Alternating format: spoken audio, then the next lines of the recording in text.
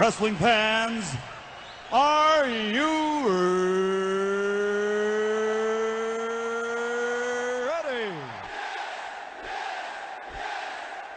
For the thousands in attendance and the millions watching around the world, let's get ready to rumble!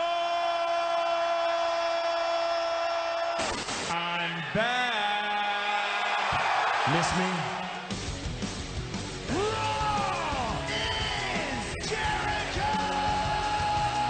The spirit of Ultimate Warrior will run forever!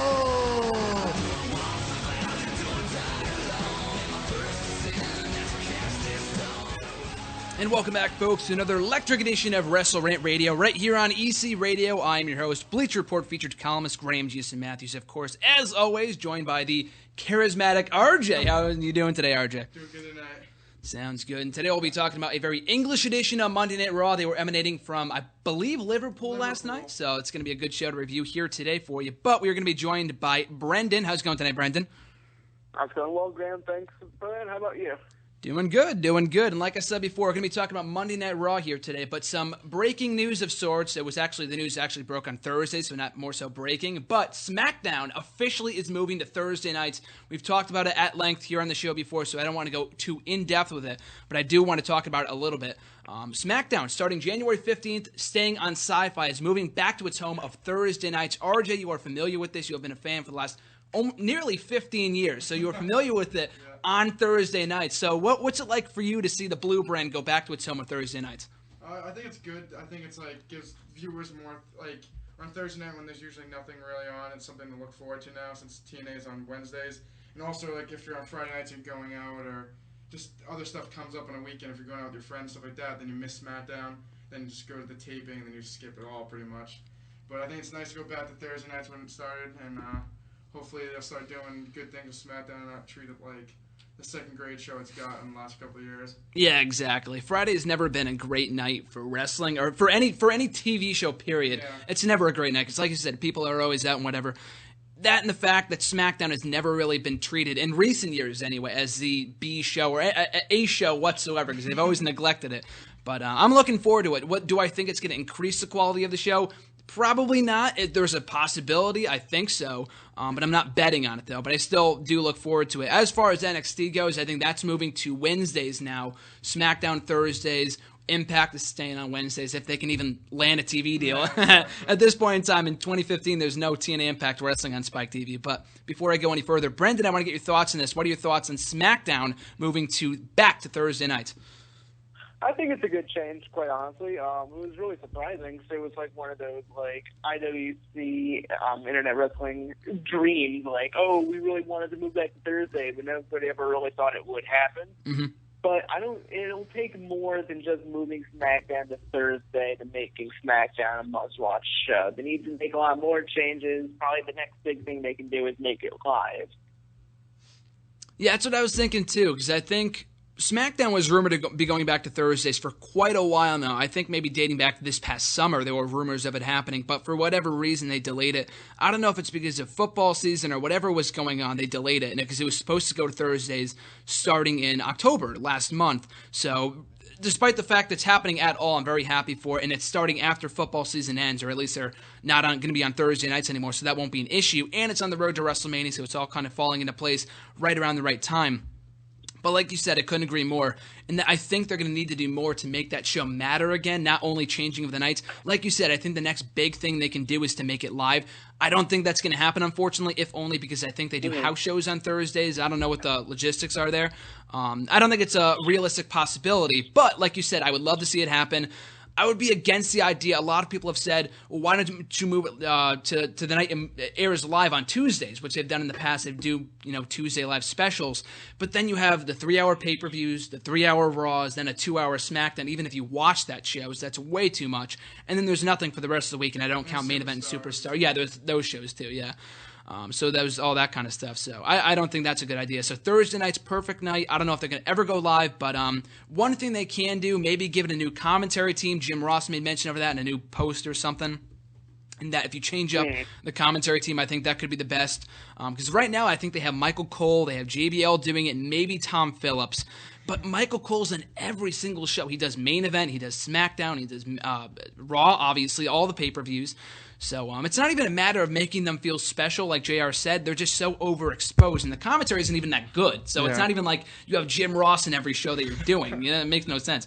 That being said, though, I still do think it's a nice change for them to be going back to their home of Thursday nights, and here's hoping that it can increase the quality of the Blue brand going into 2015. But like I said before, Monday Night Raw was live, kind of, last night. They taped it earlier on in the day, so a lot of spoilers got out. And, of course, one of the biggest spoilers that got out yesterday that kind of made me feel a little underwhelmed for the show, but I didn't know what happened later on in the show. Someone sent me a tweet saying that Ryback went heel, and I'm thinking, they're doing this already? The guy's been back for 2 weeks, and thankfully it led to something later on in the show. But Ryback, the same guy who I played a clip for at the start of the show, was the star of last night's Monday Night Raw, was in a number of different segments, at one point joining Team Authority, then turning on Team Authority. As of right now, he is not on Team Cena, but a lot of controversy surrounding the big guy last night on Monday Night Raw. So, Brendan, I'll start with you. What are your thoughts on Ryback being back in WWE, the whole feed me more shtick, and what team do you see him joining eventually, or no team at all, Team Authority or Team John Cena? Everybody loves the big guy, right? Who doesn't love the big guy? WWE's putting a lot of stock into Ryback, but you know what? I think they're playing the right moves. He's got crowd appeal. Compared to back in the days when all he would do is squash local jobbers, he's made strides and improvements. Honestly, you know what? I was in your boat, too. I was really kind of displeased at first when I had heard the news about the beginning of Raw, and I was like, really? Like, why? Why are they doing this? But honestly, they are doing everything they can to make Ryback look like $1 million, and I'm loving it. Yeah, the way the whole angle played out, I thought was really, really good. A lot of people just can't wait until the end of the show, because I was reading some comment thread when the news broke, because I think even WWE spoiled their own surprise earlier on in the day, because like I said before, this was taped Monday afternoon. I think they posted some picture of it on their Twitter feed, and the news got out, and all these message boards were going crazy, like I was, because I thought it was so dumb. And then again, it's not out of WWE. It's not uncommon for WWE to do something like this. They've done stupid stuff like this in the past. There's a whole list of stuff from 2014 alone, like breaking up the Wyatt family. That's another rant for another day. But even still, I wouldn't have been surprised if they turned Ryback back heel so soon on an official basis. But by the end of the show, he was taking out Team Authority. It made for a great moment. Like I said before, it's not official right now that the big guy is a part of Team John Cena. I assume he will be. Only time will tell. But RJ, I want to get your thoughts on this. What team do you see the big guy joining, Team Authority or Team Cena, and your thoughts on the big guy from last night's episode of Monday Night Raw? I'm not. You've known for a while. I'm not the biggest fan of Ryback. I don't know. I just never really stuck to me. Since his days of Skip Sheffield, I was just never really interested in him. Yep. What it do? Exactly. I don't know. I just see him more as that bodybuilder. He's not the best wrestler. No. He has worked better than he has been, but like that Cena match last night was just like another Ryback match, kind of. But I don't know. It kind of confused me in the beginning. Like he was saying that he was joining Team Authority because they can pay him. He said like they sign my paycheck and John Cena doesn't. But then why at the end of the show would he turn on Team Authority? I don't know.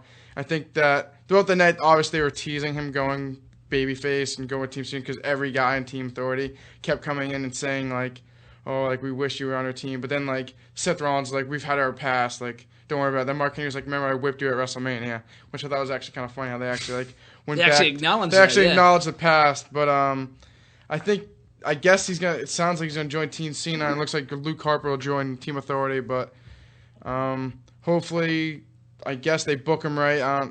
If they have Randy Orton go babyface, then where does that really put Ryback, I guess?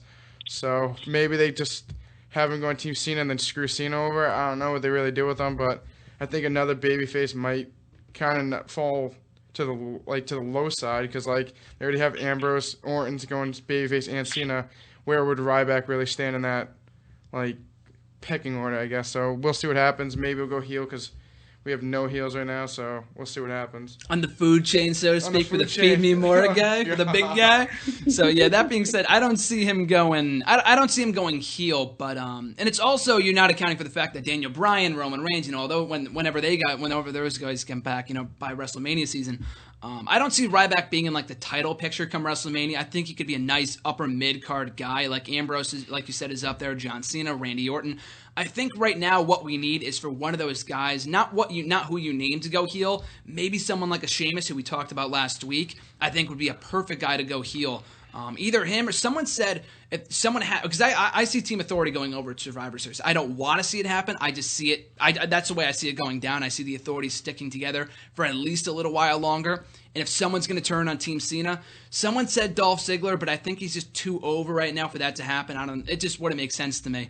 I don't see that. And anyone that aligns with the Authority is automatically doomed. At least Sheamus is much better as a heel. Dolph Ziggler as a heel, and I talked about this yesterday in a video, in that I think Dolph Ziggler, he's a great heel, but I think the only reason why he ever got heat was because he was with Vicky, because people want to cheer him, you know what I mean? So that's why I don't see him succeeding as a heel if he turned back. So Sheamus at least would make more sense. Now that he is on Team Cena, that's a realistic possibility. But with Randy Orton, a lot of people have been saying maybe he should join Team Cena. There's a fifth spot left on Team Cena. Same thing with Team Authority. I don't see him joining Team Authority, then turning on Team Authority, and they beat him down too much last week for that to make sense, so that's not going to happen. And I don't really want to see him join Team Cena, because him and Cena have such a history, like they talked about last week. They just faced each other like 2 weeks ago. I just don't think it makes sense to have them on the same team. If anything, he should be on the show. I definitely agree on that. It's his hometown of St. Louis.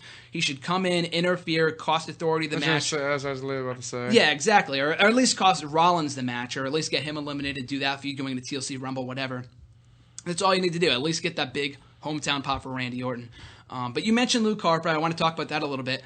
Making his big-time return to Monday Night Raw last night for the first time in 2 months, attacking the Intercontinental Champion Dolph Ziggler. Again, it's not confirmed that he's going to be on Team Authority. It's slowly looking like it, though. And it would be great to see Luke Harper in a main event match of a pay-per-view. And like RJ said before we went live here, Luke Harper, the minion, so-called, of the Wyatt family, is going to be in the main event of the pay-per-view, yet Bray Wyatt is not. He's in a feud right now, which I think has potential to be great, and we'll talk about that in a little bit. But it really hasn't, fulfilled its full potential yet, because they weren't even on the show last night. That's not their fault, because they were at another live event or something like that. But still, though, I think they could have done more to make that feud matter, and we'll get to that in a little while. But Luke Harper, though, he is back and better than ever, attacking the Intercontinental Champion, closing Raw, headlining pay-per-views. RJ, I'm going to start with you. Your thoughts on the return of Luke Harper. What do you see the future being for the former Wyatt family member? I think Luke Harper obviously has more to give than Erick Rowan has. I think, by far, yeah. I think since he was in the Wyatt family, he had better spots and matches and just better one-on-one matches with anyone else. I think out of anyone besides Wyatt, I think he can succeed a lot. I think his mic skills are limited, obviously, but I think that if they give him a decent mouthpiece, maybe he can. He's a good enough worker that I think he could be one of the top heels. But I think he'll be a good addition to Team Authority, and then TLC fighting against Ziggler for the title. Yeah, I think that could be a great match. Like you said, Harper is a great worker. I think Harper versus Ziggler writes itself. It's a great title match. Ziggler has held that title since like September, so I would have no problem with him dropping that strap to Luke Harper come the TLC pay-per-view. Someone mentioned to me last night that they could possibly see a Harper versus Bray Wyatt match. I don't know who would be the babyface in that. Maybe he turned Bray at some point. I'm not really sure. Like you said before, that we have way too many babyfaces right now, so maybe not the case. Maybe down the line that could be a great feud. But still, that's an interesting possibility for WrestleMania. But Brendan, I want to get your thoughts on this. Luke Harper, a part of Team Authority, seemingly. What were your thoughts on the return of the former Wyatt family member last night on Raw? I always love me some Luke Harper, a man that size should not be able to move the way he does, but here he is. He's got the agility like no other. WWE's always looking to invest in a new big man, because let's be honest, they're tall guys like Kane and Cowley. I don't even know if it's fair to put him on this list. They don't have that many years left. They're going to need a new feat of whatever, and you know what? Luke Harper's fitting that bill perfectly. He can go. He's got personality. He can work a mic if you let him. They are doing everything they can to make Luke Harper a star, and to see him on Team Authority would be nothing short of amazing. He's been great with the Wyatt family, but I want to see him break out of his shell and show this world what he can really do. The guy is great. Like we said before, I think there's a lot of untapped potential in Luke Harper, even as a babyface at some point, because that guy can fly around the ring. Like you see him doing his aerial maneuvers, like outside, like the middle ropes and whatever. I think the guy has a very bright future if they stay the course with with the Harper character going forward. And even like right now is a great, strong start to his singles career. Taking out the Intercontinental Champion, seemingly being a part of Team Authority, and headlining a pay-per-view at Survivor Series, one of the biggest pay-per-views of the year. I think it's a very strong start to the singles career of Luke Harper, and I look forward to that. But you mentioned the Wyatt family. We'll talk about this right now. Because RJ talked to me about this last night, and I could not agree more. I almost died of laughter when you sent me this tweet that Erick Rowan is the current incarnation of what Gene Snitsky was in 2004, 2005, or basically his entire run, career, yeah. His entire career. Such longevity. He was in the WWE for quite a while, for like 4 or 5 years or something like that. Never won any titles from what I remember. Never did anything. And I think Erick Rowan is going to fit that bill to perfection. So RJ, I want you to elaborate on that a little bit more, please, if you can. I don't know. I just think like he's like that creepy guy that like no one really likes. He kind of has like that good like stalker persona like Snitsky did. Like I remember when he was on ECW, he was like always going after Extreme Expose and stuff like that. It wasn't his fault though. Oh yeah, exactly. And then he was kicking babies and stuff, and I don't know. The guy just never really had. Then they kind of like had him like have like bright yellow teeth. Then DX used to shit on him. I remember like that's like the highest he ever got. Is him and Umaga used to wrestle against DX, but besides that, I feel like he's perfect like Erick Snitsky. He can work a match, I guess, but there's nothing really to do with his character. Like Snitsky had a good feud, if that, with Kane. Besides that, he had a dud career, and I don't even know why he lasted as long as he did. But I think Erick Rowan's exact same situation as him. I don't see him winning any titles anytime soon, and I think that his character is very limited, and he's not the best ring technician. He's got a character. That's the only thing about That's him that all he's got. That's like exactly. That's like Snitsky. Snitsky had somewhat of a character, but he wasn't the best wrestler. So exactly, he'll be doing the character shtick on Raw, maybe wrestling a few superstars matches on the side. That's probably what he's going to be doing. But I see him like a combination of Snitsky and Festus. Festus was like that slow character before he was Luke Gallows. He's like the 2014 version of Festus and Gene Snitsky. Like he can't work a match to save his life, but it's all about the character. And I guess he's starting a thing with Renee Young, which is I don't know what even to think of that. I don't even care. Like I said, that had all you can really do with that is like backstage segments, or like, or if she's ring announcing, then maybe comes up to the ring. It kind of be like a Viscera and Lillian Garcia thing. Yep. Yeah, exactly. Viscera loved Lillian Garcia and like banged her or something. But besides that, I don't see anything for Erick Rowan. She does commentary, Renee Young that is. She does commentary for Superstars, which works out really well because he's probably going to be ending up on that show very, very soon, so I wouldn't be surprised. But Brendan, I want to get your thoughts on Erick Rowan. What do you see the future holding for this so-called gimmick that he currently has? Well, if we're going to compare him to Snitsky, keep your babies away from him. Let's hope so. But yeah, I always feel bad putting somebody down right away when you haven't seen what they've done. But going back to what I was saying earlier about Luke Harper being like the next big guy, where does that leave Erick Rowan? I feel like he is going to have to fill some sort of void a la Snitsky and Festus. I don't want to see him do that because honestly I feel like he has so much more untapped potential. But you're right, he has this creepy aura about him. He has this demeanor that says, go away, you're weird, you're going to kick my child and say it wasn't your fault. But honestly, as much as I don't want to say that I don't want to see him do it, I do want to see him do it. Honestly, he has what it takes to do that kind of weird role. Yeah, I definitely see him having the potential to kind of fulfill that role. Like we said, I think he fits that role to perfection because he's not the world's greatest worker, so he can be involved in segments like that. How long it goes on for, I have no idea because like RJ said before, I think it is kind of limited. But for the time being, I'm just interested to see where it goes. It's no big-time angle, but I mean... I feel bad for him because I feel like he always, he portrayed the Wyatt family character so perfectly. Oh, perfect, yeah. But, once they split him up, they're kind of like... You're done. Harper, you were really good, so we're going to split you up. And Rowan, you're going to do nothing. I kind of feel really bad. I feel like he fitted the Wyatt character. I feel like they should have just kept him with Bray Wyatt as just a bodyguard or something. Yeah. If anything, let Luke Harper go. But Erick Rowan on his own, I just don't see any. He never finished matches really. It was always Luke Harper. Yeah. Luke Harper, I don't even know what his finisher is if he could that. No. If you asked me what Erick Rowan's finisher was, I couldn't tell you because it's always Luke Harper. I just feel like they kind of let the guy just, there you go on your own now.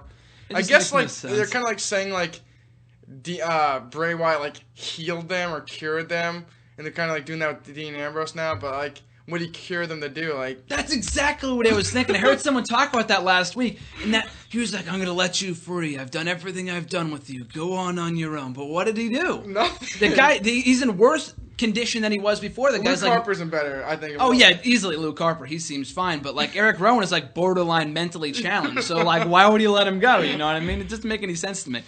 But yeah, it's just mind-boggling to me that they broke up the group to begin with, because I think we've talked about this a million times before, but I think there was just so much left in the tank for that gimmick. So why they just let it go, I just don't get it. But he was hoping they, all three guys flourish, and at least the guys on TV. I was very fearful that at least Erick Rowan's case, they were going to keep him off TV for good, and then he's going to get future endeavored by next month. Maybe that's still the case, but at least he's still on TV. At least he's going down swinging. So at least there's that. It just also I got it. It was just also weird that like. It was just, was it the Tyson Kidd Adam Rose match is the one that he came out to? Yeah, that was really random, yeah. Like, you're just and then, like, I get, like, she's not here and he left, but, like, I was like, what the hell? Like, if anything, like, walk backstage and do it. Don't, like, interrupt the match. I don't know, it's just weird. Yeah. I thought he was going to attack the bunny at first, I was going to laugh. That's what I was thinking, too. Like, what is going on here? Then he just walked past the bunny and all this other kind of stuff. But on that note, let's talk a little bit about that. We talked about that a little bit before the show. The whole thing with Adam Rose and the bunny. I personally have been a Rosebud since day one. Definitely not RJ, but I've been a Rosebud. I have not been a fan of how they've been utilizing Adam Rose. I don't think it's the greatest gimmick in the world. It's extremely limited. And I'm definitely in favor of them turning the character heel, or at least teasing that and slowly progressing that heel turn. Do I think he's a future world champion? Absolutely not. But I think it's the best course of action for the character at this point in time to at least tease it, because he wasn't doing anything anyway. He wasn't even on TV. So at least they're doing something to him by making people feel sympathetic for the bunny, I guess. So they're hopefully we're going to reveal at some point as Darren Young, maybe. I have no idea, but we'll see. But Brendan, I want to get your thoughts on this. What are you thinking about the whole Adam Rose bunny thing? Do you see it leading anywhere? Do you see any future as a heel, Adam Rose? I'm going to say what everybody else has said, but I'm going to take it a different twist. Adam Rose is turning heel. He's gaining hatred toward a bunny. Who wants to kill bunnies? Who wants to kill a bunny? What about a hunter? What was Adam Rose before Adam Rose? Leo Kruger. Okay. I could see that happening. This writes itself. He's turning into a poacher again. He's going to... I don't want to say he's going to murder the bunny, because you can't murder a human bunny on live television. But we've seen WWE do worse, though. Yeah, we've definitely seen WWE do worse. Hoda and Kathy. Oh my God. Yeah. But it gets revealed eventually who's under the thing. I don't know. What was the last rumor? That it was Justin Gabriel or something weird like that? It was like the last person that it was rumored to be. Whatever. That would be interesting though to see. They're both South African, right? I think so. Yeah. Yeah, that would be fun to watch. A feud between two South Africans. I'd pay one day to see that. But yeah. He turns heel. He retransitions back into Leo Kruger, or at least that's what I hope for, because he was much better as Kruger. And it goes from there.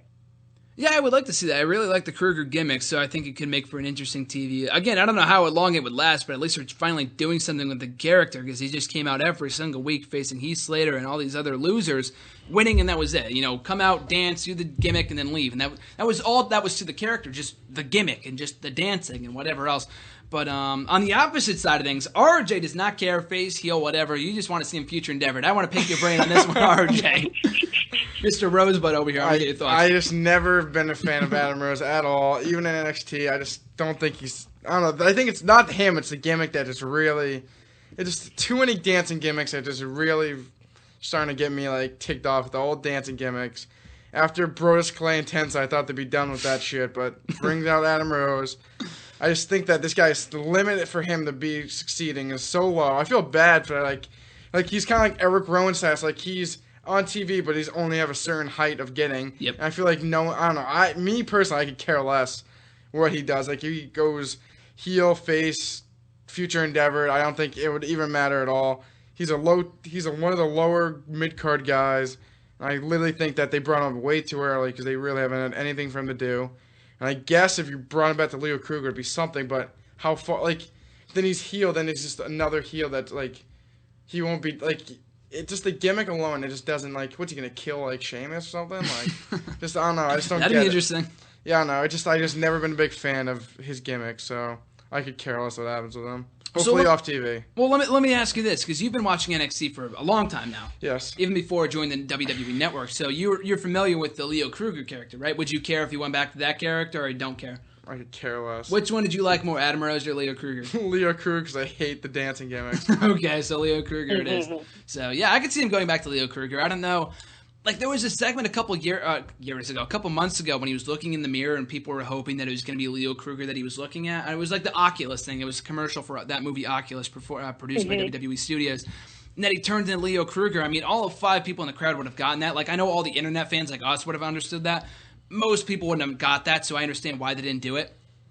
But maybe in time, if they start to reintroduce it with like vignettes or something, maybe it could work. I mean, it's better than what they're doing right now, like I said before, which is nothing. If they get rid of the bunny and they get rid of the bull, stupid rosebuds, and everything about the gimmick. I feel like they just give these guys gimmicks that they can't like see. Like Johnny Curtis was a good worker, then they gave him Fandango. And where is he now? Exactly, he's not even on TV. He hasn't been on TV for like 3 or 4 months or something. Exactly, I feel like all these young guys, they like had potential, and then they just gave them dumb gimmicks that they can't work with.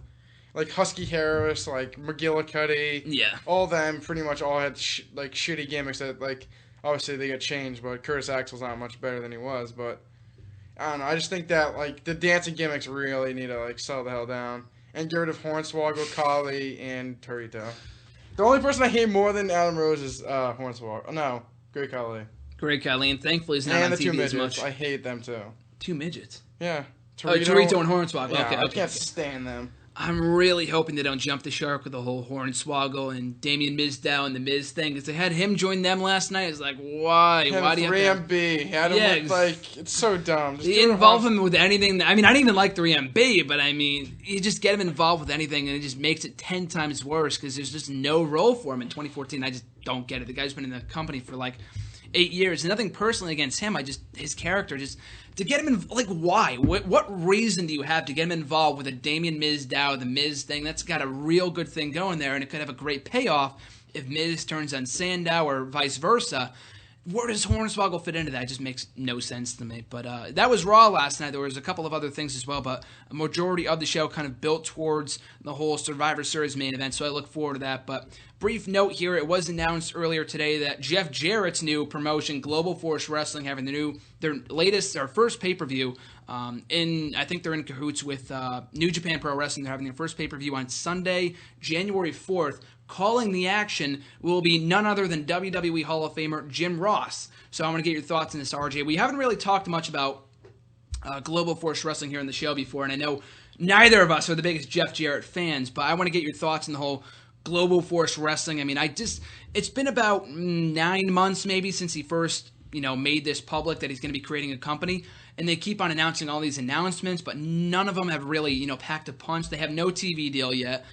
They're at least having their first pay-per-view, and I think this was the first piece of news that actually resonated with me, and then it might mean something for the company. Are they going to be competing with WWE? Absolutely not, but I think it's at least beneficial for them to get a major name in Jim Ross. So I'm going to get your thoughts on Global Force Wrestling, how you see it surviving in the realm of wrestling and nowadays, and how do you see the inclusion of Jim Ross in their new pay-per-view at the start of the year helping their efforts at all?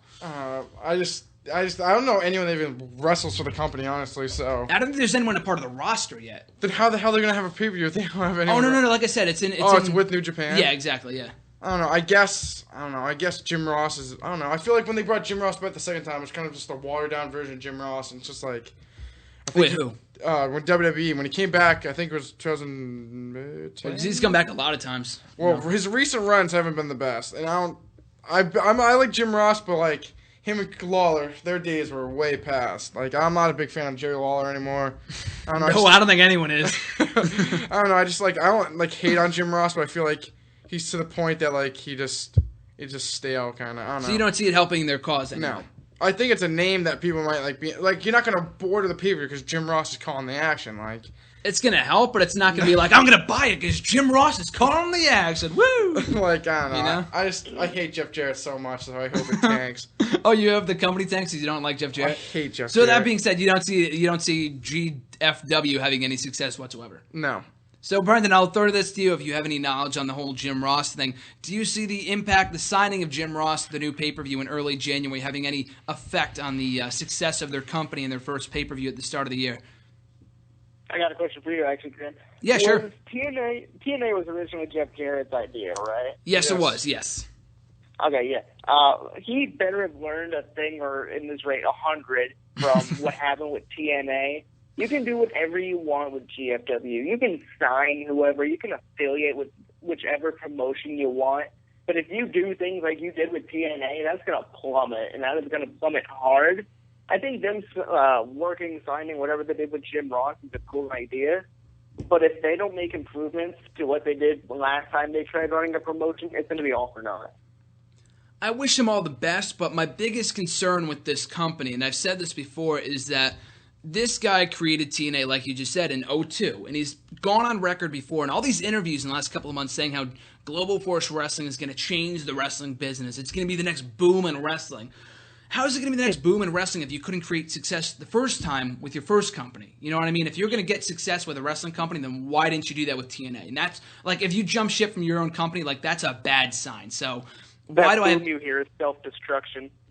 Yeah, exactly. So why do I have any incentive to think that he's going to do better this time around with Global Force Wrestling? I'm not saying it should fail, but I'm just saying, like, I don't really have any reason to care about it because I haven't seen him do anything different than his days with TNA. I'm not blaming all of TNA's demise on him because Dixie Carter and a lot of piss-poor management they've got over there in that company is a lot to blame, and it's a big part of the reason why they don't have a current TV deal landed for 2015. They air their final episode a week from tomorrow, and a week from tomorrow... What was that? They still haven't gotten a new TV deal? No, as of right now. That's the thing, too. Exactly. That was everyone's reaction because there's reports every single week where these talents, I guess, these unnamed talents, these sources, I guess, are always saying, we're going to land a TV deal in the next week. We're going to announce it. It's going to happen. It happens every week and no TV deal. Another week goes by and no TV deal. We're 5 or 6 weeks away from the new year. So they have to land a new TV deal at some point within the end of the year. Otherwise, they have no TV deal. Because right now, they taped all their episodes up until next... Like, right now, they're already in terrible shape because they taped all their episodes up until next week. So for the final maybe 4 or 5 weeks of 2014, it's just going to be all recap shows. And, like, there's nothing to recap either because there's nothing that's happened in TNA in the last year. So that alone makes no sense because wrestling really has no offseason. Any momentum that they have right now, which is not much, is not going to be furthered with them being off TV for 4 to 5 weeks. So they're a whole completely different story. But in terms of Global Force Wrestling, I mean, I wish them all the best. Jim Ross is a nice get. I just don't see them having like that making a big enough impact for people to buy the pay-per-view. Good for them that they got Jim Ross, but I just... Like I said before, I need more incentive to think that they're going to have success this time around with this company as opposed to what happened with TNA, 12, 13 years ago. That being said, though, not much else really in the news as of late. There's been a couple of other things, just a few other things. Well, we talked about this before, and I want to kind of talk about it right now. Xavier Woods, Kofi Kingston, the new Big E stable. We talked about it last week. We weren't really sure if it was a new singles gimmick for Xavier Woods, but it has been announced that, not announced, but it's been made clear that both Kofi and Big E will be a part of the stable. It's not been confirmed that Big E will be a part of it, but he has to be. If Kofi's a part of it, then Big E is soon to follow. I assume they'll probably air the vignette with him in it next week, and the following week they'll probably debut the night after Survivor Series. So, Brendan, I'll ask you first, because you were the one that brought up the comical idea of debuting them at Survivor Series, like the Shield 2 years ago. But I want to get your thoughts on this trio of Big E, Kofi, and Xavier Woods, and this whole New Days stuff. What do you see happening with this trio of guys? First off, if I hear somebody call it the New Nation of Domination, I'm going to try to slap them upside the face. That was so many years ago. These, honestly, I feel like these three have so much more potential than everybody else in the Nation of Domination had combined. Agreed. Xavier Woods has got the mic skills. Big E has got the, I guess you could say, athleticism, in-ring prowess maybe, and Kofi's got both the experience because he's been in WWE for a lot longer than you might think, and he's got the athleticism as well. They've got the ability to be something great, something wonderful. The biggest worry, honestly, is what they're going with this. I've heard some people saying how they're going with the preacher thing, but I feel like that's a bit too obvious even for WWE. And I personally think they're going to be trying to use this to deter the crowd, maybe. It's like how a couple of months ago in like August when the three of them had that little promo on Raw talking about how they're sick of trying to fit people's mold or whatever. I could see them using it as like a plot device, maybe. Thought like how they don't want to fit the stereotypical black guy gimmicks, like dancing and shucking and jiving or preacher gimmicks. They don't want to fit that mold anymore. They want to be who they are, and that's why I think they're going with the whole New Day thing and like that Phoenix insignia that they've got in the back of their promos as well. That's what I'm hoping for, too. I'm not betting on it, but I think it'd be great if they kind of hype up. I mean, they've been really overdoing it with these vignettes and trying to make him seem like this stereotypical black group and all this other, all the other stereotypes that you would think that would be in a WWE gimmick and whatnot. And they've been really pushing it. So it's to the point where it's so over the top where I'm thinking that they come out doing the whole chucking and jiving thing, like you said before, and then they just turn on whoever they're supposed to be facing, like Los Matadores or whoever. And then they just kind of go from there. Like, I don't know if they're going to be a heel group or what. Especially with the Wyatt family gone, we need a new heel trio. I mean, we don't need one, but it would be nice. So it'd be great to get them in the tag division at least, so we don't have to see Los Matadores and Stardust and Goldust face each other every week. And they're just such a lack of tag teams right now. They need more teams, and I think the addition of Big E and Kofi can really add something. But yeah, I like your idea in that they come out doing the whole gimmick, but then they kind of turn on that at the last minute. So that's what I'm hoping for. Like I said before, I'm not betting on it, but regardless of whether people like the gimmick or not, I'm a big fan of all three of these guys. I think Xavier Woods is very, very good. A lot of people have always looked at him as like a loser, but if you go back at his time in TNA, his Consequences Creed, the guy was great. He's a very good worker. He's also a very underrated mic worker, as we saw a couple months ago. Big E, I don't know what they did with him. There's a lot of lost potential there, but he's very good. And Kofi, it's a well-known fact, he's amazing as well. So I think you put all three of these guys together, it can make for a very interesting dynamic and a trio. And like I said before, regardless of whether you like it or not, I think it's something good for them. At least they have TV time. They've been off TV for upwards of 4 or 5 months, so at least it's something for them to do, and they're not being put to waste by not being on TV at all. So RJ, I want to get your thoughts on this. Do you see this act involving Xavier Woods, presumably Big E, and Kofi Kingston having any potential? Right when you said that, like, they might churn on, it kind of seemed like they kind of kept hyping Bros Clay as the monster heel. Then the night of, they did, like, the stupid Funkasaurus thing. Mm-hmm.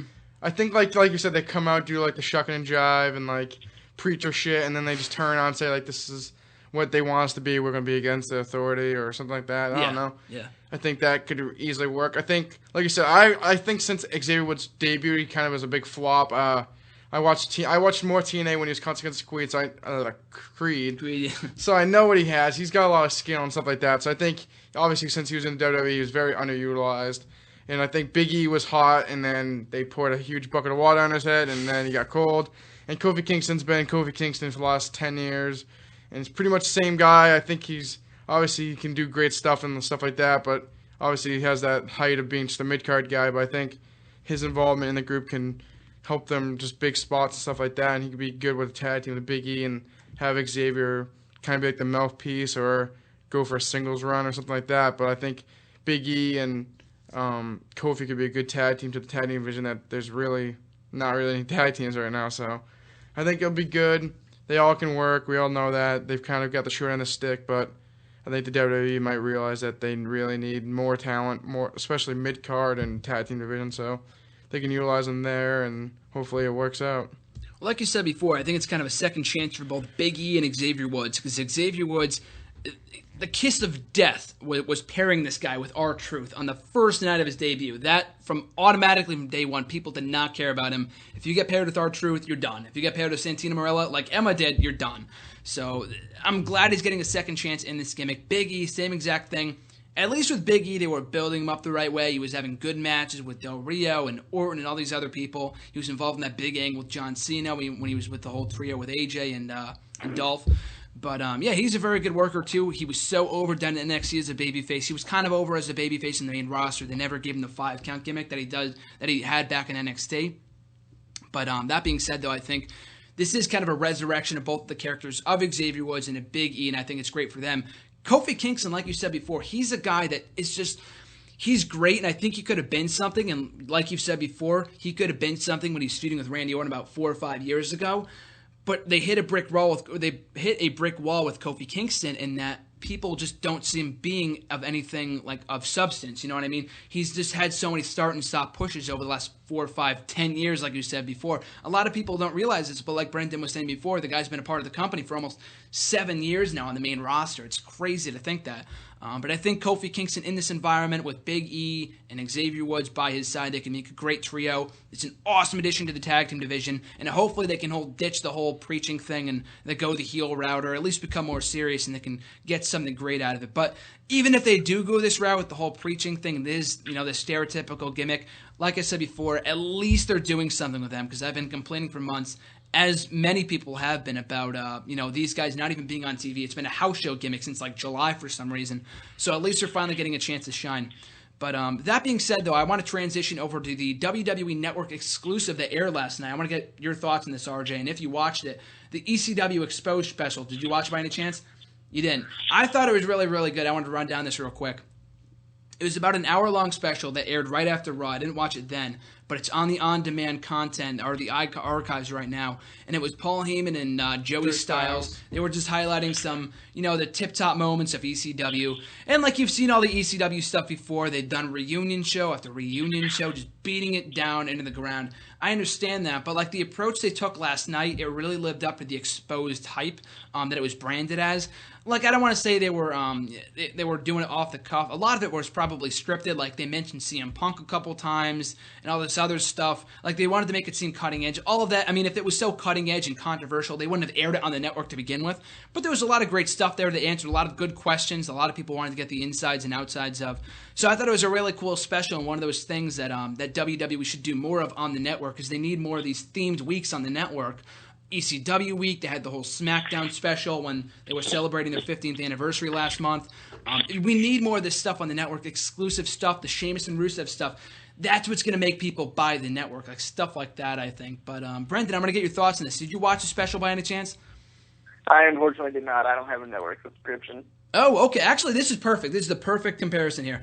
I want to ask you something. You're one of the people that does not have the WWE network, so let's just ask you this. What would make you buy the WWE Network? As someone that does not currently have it, what is something that would make you buy it? If I had a job.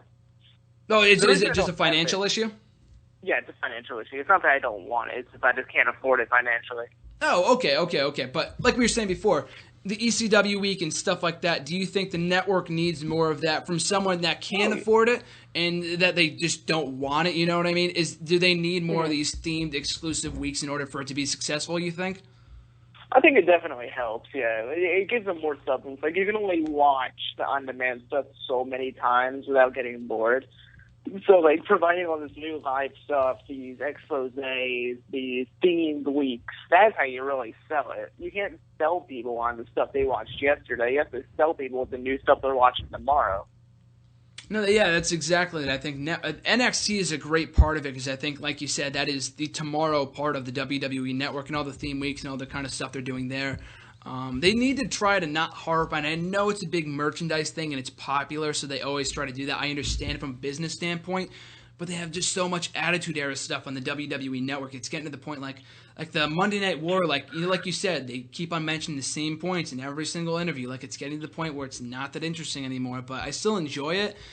It's just getting to the point where they just can't keep on hammering. I thought the Rock one was so good. I told you, it was really good. Yeah. I couldn't stop laughing. Yeah, Rock was great though during the Attitude Era, but I think it's more so the Stone Cold stuff. Like, you didn't watch the rivalry shows, right?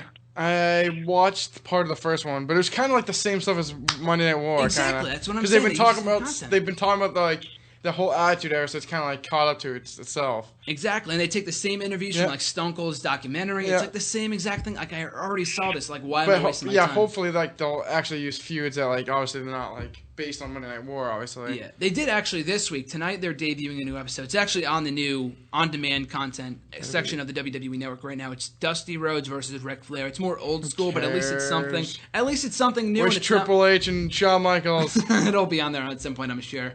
But at least it's something we haven't seen a million times before, because I'm sure they're going to get to like Shawn Michaels and Bret Hart at one point. But they've hammered home the Montreal Screwjob so many times before. Like, it's not that I don't care, but I just don't want to hear about it. It's more that I already know what happened, pretty much. It's more that you know what's happening, so. Yeah. But on the rivalries note, though, I think that's a good show if they get the right feuds. And I did watch part 2 of the Stone Cold McMahon one, because the part 1, you said you watched part of that one. The first part I thought was okay. Like we said before, we already know everything that happens. Part 2, though, I thought was really, really good because they kind of talk about Stone Cold's departure from the company, though, too, and the relationship between McMahon and Austin today and stuff like that. So that one was really interesting. So I definitely recommend that. But yeah, going back to the original point, I thought ECW Exposed last night was really, really good. If you want to check it out, it's on the WWE Network right now. The questions they answered are really exclusive, really interesting. So I enjoyed it. If you want to go back and check it out, it's on the WWE Network right now. So that being said, Survivor Series is coming up. RJ and I were just talking about this before the show. Right now, currently slated, we've got of course, the big main event, Team Cena versus Team Authority. If Authority loses, the faction is disbanded. After that, we've got Dean Ambrose versus Bray Wyatt. We'll get to that in just 1 minute, but we've got that confirmed for the pay-per-view. AJ Lee defending her Divas Championship against Nikki Bella.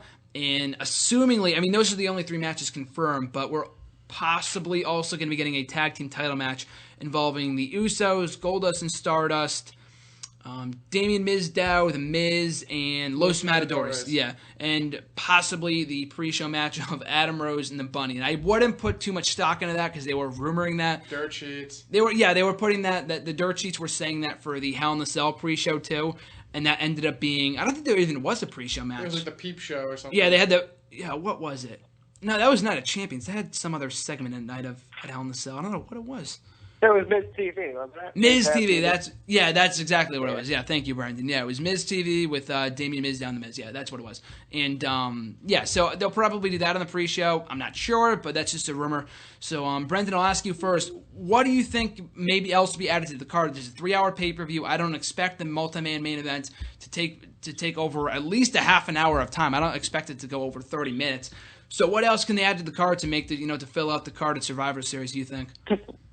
I keep forgetting that Cena and Brock is not on the card, and I think that really does speak wonders to WWE. I don't necessarily think it has to be on the card, but I do think it's weird that we're going to go 2 pay-per-views without a world title defense, even with Brock. Mm-hmm. But with that said, I also wouldn't be opposed to seeing it. I don't know. I think so far the card is shaping up well. Can't really think of anything that I would want to see that's not already there. But, I guess that's up to WWE, right? They like to fill their pay-per-views with fodder matches. And so far they've got a pretty solid card, so I guess the rest of their matches are more or less going to be fodder. Yeah, right now it's only really a 1-match show. I think obviously the multi-man Survivor Series Elimination Tag Team match sells itself. I'm really looking forward to that because I think it has the potential to be great given who's involved and all the intrigue about who's on what team. The show, the card itself would be relatively stronger if they had a WWE World Heavyweight title match, obviously. But imagine if they had Brock Lesnar versus Randy Orton in this hometown of St. Louis as maybe not as the main event, or probably if Brock Lesnar's on the show, it's going to be the main event. But if they had Lesnar and Orton for the title on that show, and then also you have the multi-man tag team match, it'd be one of the best shows in a while, and I think that could really add to the card. Like I said before, it's a missed opportunity because they didn't bring in Brock. I don't blame Brock. I just more so blame WWE for not bringing him in, making him work more dates. But RJ, what do you think could be added to the card in order to fill out the Survivor Series event? Speaking of Brock, I could so see them having him interfere. Yeah, that's what some people in the main event. I could so see Cena hits Seth Rollins with the attitude adjustment. Referee's knocked out over the barrier. Here comes Lesnar. F5 throws Seth Rollins on top. Maybe even F5 Seth Rollins because their last attack. Yeah. Have them both lay on the ground. Triple H just says do it. Puts Rollins on top of Cena. Rolls out of the ring. Ref gets back from his consciousness. 1, 2, 3. Team Authority wins. Gets over on Cena again. Go into TLC. Fight against Cena. I'm hoping they do that at TLC. Hopefully. Yeah. I think that they need to have some Lesnar involvement. He hasn't been around in a while. Obviously Heyman. Obviously keeps every time he's on TV. Notices Lesnar. Obviously, but I'm trying to think this is not. I think this would be a good idea. I don't know if they do it. Maybe Team Neville versus Team Zayn. I literally don't know what they can do because I think there's no other talent really that they could put on the show that'd be somewhat appealing. But I think if they did do a Team Neville versus Team Zayn, they could actually have exposure for NXT, show what these guys do have on WWE pay-per-view that people can see, and then that'd get people interested in the network and watching NXT. I think there's plenty of guys on NXT they could put in that match. And then, I don't know who you'd put on the heel, baby, because they're kind of both baby faces, kind of. But I don't know who you'd put on each team. But I think that'd be good awareness for them and just for the NXT as the product alone. I think they need more national exposure than just the network subscription. Yeah, exactly. So have that maybe. Besides that, I'm trying to think. There's just really not much really there to do. They might have like a segment or two. Maybe Paige versus Emma, which I've been hoping for a while. It might, like, that's kind of random, but I don't know. They need like something. They need something. Like, they can't just have the 4 matches. I think it's impossible to go through. Like you said, the main event won't be more than 30 minutes. I doubt Ambrose and Wyatt would be over 15 minutes alone. And then the Divas match will be like 10 minutes. And then the tag team match will be 15 minutes. That's an hour and 15 minutes, pretty much a product. It's not even half the show. Exactly. So That's 2 hours of advertising. Let's be real here. Exactly. I don't know. Hopefully they know what they're doing.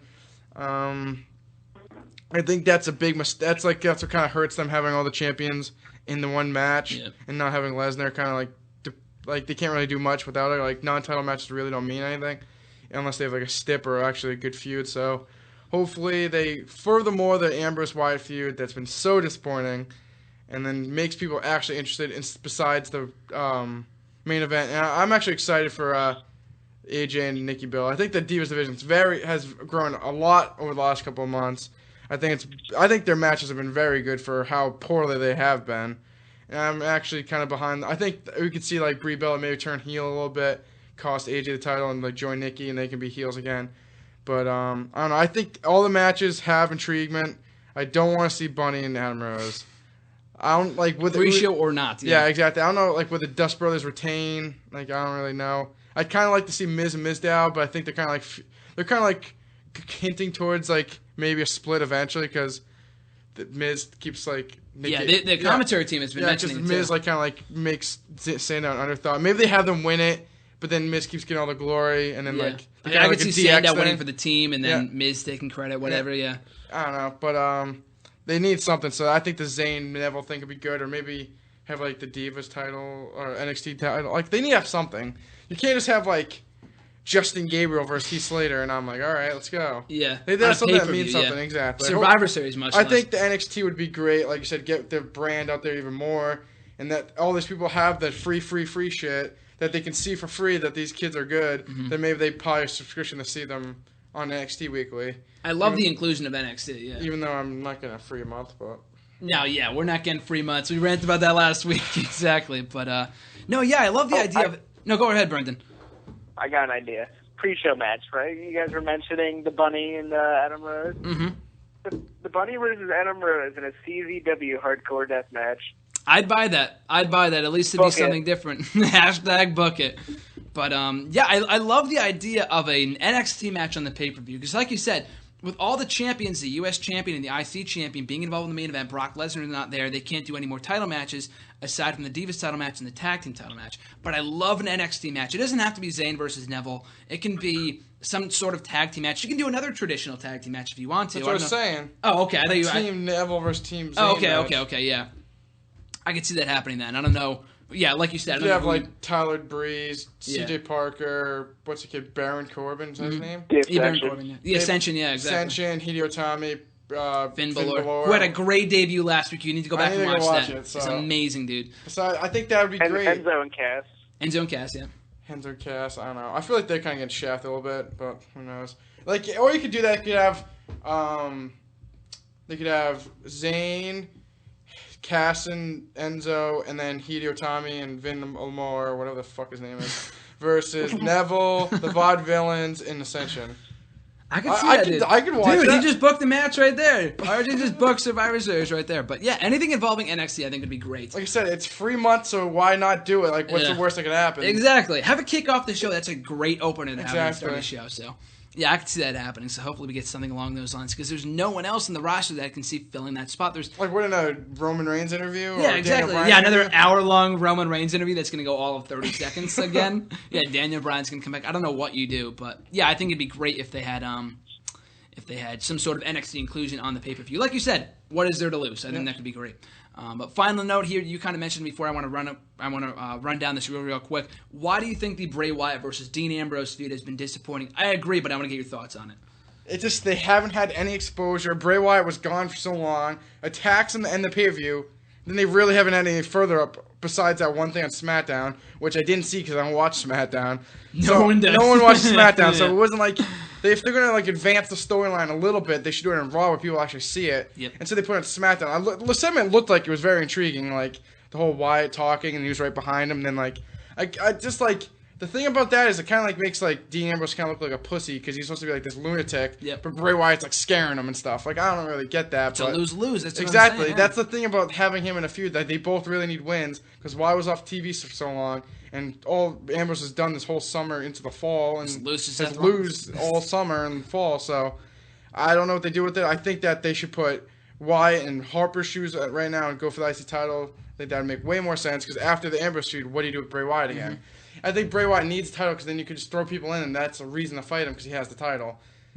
Maybe they have Harper win it, Wyatt beats him. Maybe like I don't know. Like I really don't know. The Wyatt character is so good, but it's just so like you just don't know what's gonna be. Like we said, like after WrestleMania, we're like, what are they gonna do next with him? Jericho was so like Yeah, because he wasn't a left part field, of the company. so Yeah. left field that I Yeah. didn't see that happening. Yep. But I think that he's just like a month-to-month basis. Like, all right, this is what we're gonna do.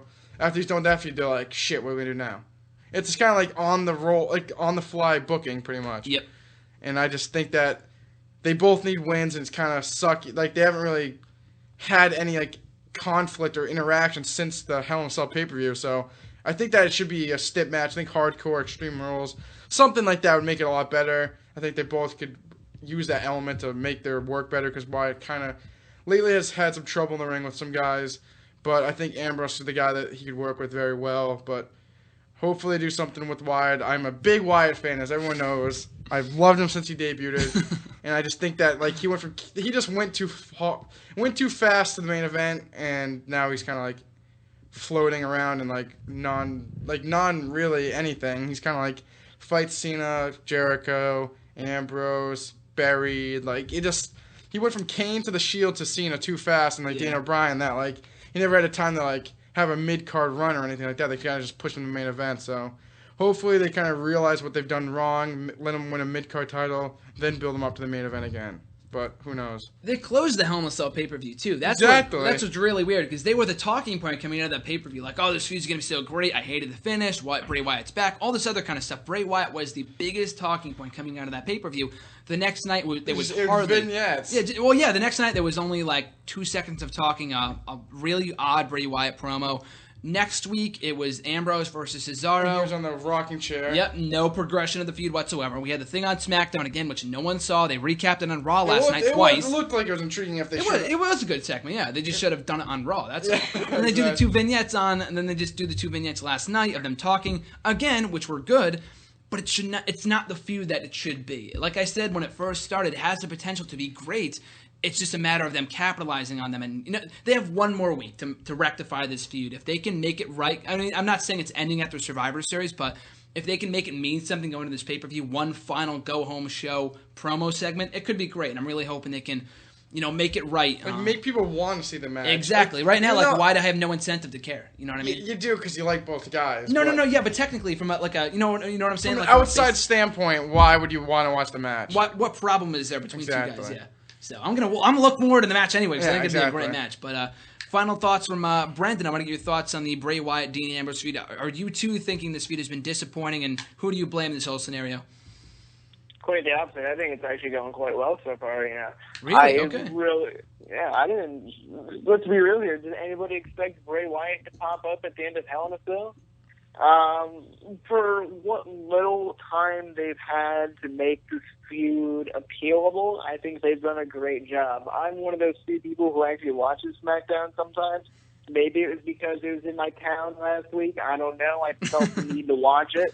But I was very impressed with the segment. I feel like that's been the biggest carrier so far of this entire feud. It's the reason I'm enjoying it so much, but they've definitely got what it takes to make a great feud out of it, even though they've had so little time so far. Like I said before, I don't blame them, and I think the SmackDown segment was very good, like we said before. I think just the biggest problem with this feud, and like you just said, I think what they've done so far has been good. It's not like anything they've done so far has been bad. It's just that they need more exposure. Like, that happened on SmackDown. They need to have that happen on Raw. They need to give these guys more time on Raw. Like, we've seen the Authority Cena thing closed shows for the last 3 weeks now, which is, I understand why they've done that. But one of these weeks they could have taken out and at least closed the show with Bray Wyatt and Dean Ambrose. If anything, start the show with like him coming out, sitting in the ring with the rocking chair. Ambrose comes out, some conflict. Yeah. Instead of having 2 vignettes that really don't mean much, obviously it's good promo work, but yeah, don't throw it in the middle of the show where no one cares. Instead of showing Ryback talk to all members of Team Authority, maybe have a segment for them, or get rid of Los Matadores or something like that. Like, instead of having dumb like I like Paige, but I think her match was pointless last night. I get it was in Liverpool, so England. She's from England, but like that 5 minutes was kind of like she doesn't have a match for Survivor Series, so it kind of was kind of a waste. Yeah, I like Paige, but like they just haven't had any further build up of this feud. I think has the right people in it. They're 2 top stars, but they just really haven't they haven't enough from what Hell in a Cell ended with. They just haven't built up to that point. Yeah, they've got all the right elements, everything. They got the right players. They got everything in place. Everything's aligned to make a great feud. They just need to act upon them. That's all. Like I said before, they got 1 more week to go home show next Monday. I'm looking forward to it. Hopefully they can build apart the Survivor Series show live on the WWE Network, only for free, because it's not $9.99 this month. For us it is, but not for the free subscribers. So, yeah, I'm looking forward to that, though. That should be a really good show. But on that note, Brendan, thanks so much for joining us. It's been a great time. Hopefully we can have you back on the show at some point. But before we let you go, though, I'm going to let you plug your stuff, your Facebook, Twitter, any blogs you got going on. Feel free to shoot your stuff. All right. Thank you, Graham. Thank you so much for having me on the show tonight. If you would like to follow me on Twitter, be sure to do so at Sensitivity. For all of you fans out there who love wrestling, be sure to check out reddit.com/r/squared circles, the #1 forum on the internet for discussing pro wrestling. Sounds good, brother. Thanks again for coming on. I'll talk to you soon. All right, thank you. And RJ, of course, your shout-outs and whatnot. There's only a few. Molly, Jeff Cam, Sauce, Jamie, if I didn't say it too bad. At Raymond_Marceau on the Twitter, and Ray Marceau on YouTube, and at WrestleRant. Next week, though, I do want to talk about this. Over the last couple of days, I've been watching so many Survivor Series shows. I've watched 96, 97, 98, 1990. 02 was amazing, by the way. 03 and 05. 03 was really good as well. It was my 10th birthday. And was it really? Yeah, it was my 10th birthday. Yeah. My birthday's this week, too. I'm turning 21 Sunday. Nice. But, yeah, it was my 10th birthday. For some reason, I used to always watch my videos with my dad. He went to work. He works at night, so I think he got called in. So he went to work. So I was all by myself in my living room, wicked scared.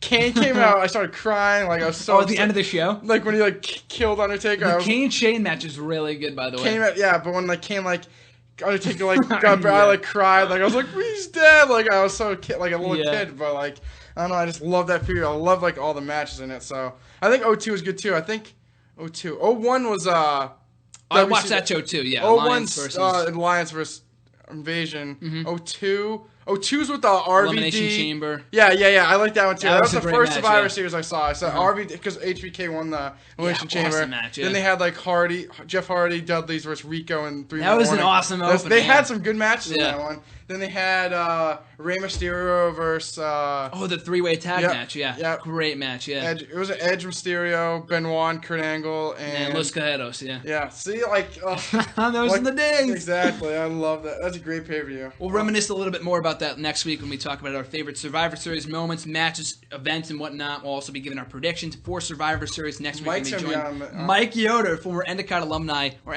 will be here next week to talk about our Survivor Series predictions, picks, previews, and much, much more. But like I said before, if you want to listen live to WrestleRant Radio every Tuesday night, 9 o'clock Eastern Time, 8 Central Time, right here on live365.com/stations/ECTV73. Shout out to RJ, whose birthday is on Sunday. Hopefully, can be spending it watching the WWE Network.